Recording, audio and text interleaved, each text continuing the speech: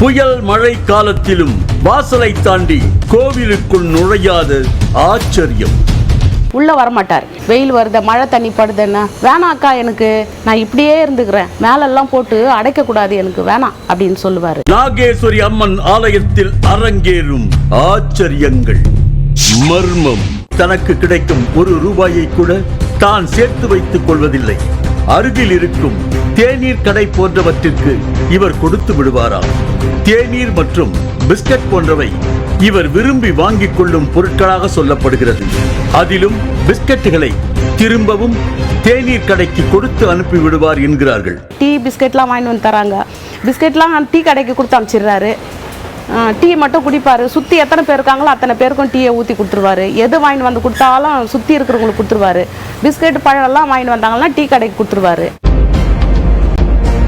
சென்னை திருவல்லிக்கேணியில் இருக்கும் நாகேஸ்வரி அம்மன் ஆலயத்தில் ₹1 சித்தர் என்கின்ற ஆச்சரியமான மனிதர் பற்றிய தகவல்களும் கிடைக்கின்றன.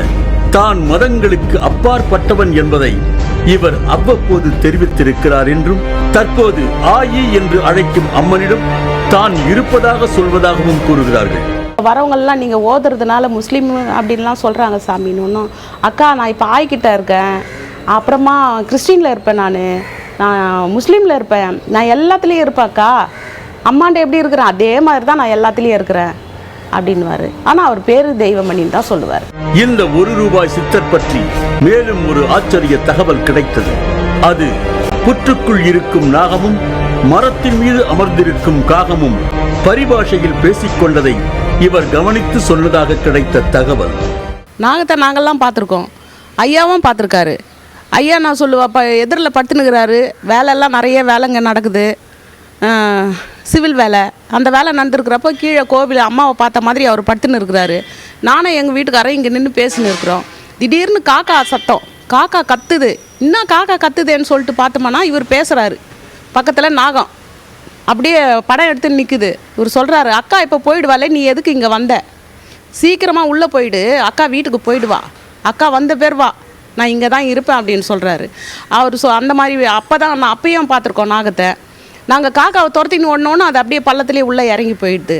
அப்புறம் அது ஒன்றும் செய்யாதாக்கா, நீ போயிடு அப்படின்னு சொன்னார். அப்புறம் இப்போ ரூமில் கூட போயிட்டு ஏதாவது எடுக்க போனானா, லைட்டு போட போனால், ஃபேன் போட போனானா, அவருக்கு ஆய் உள்ளே தான் இருக்கிறா, 2-3 பேர் இருக்கா, சின்னதாக, பயப்படாத உள்ளே போயிட்டு வா அப்படின்வாரு.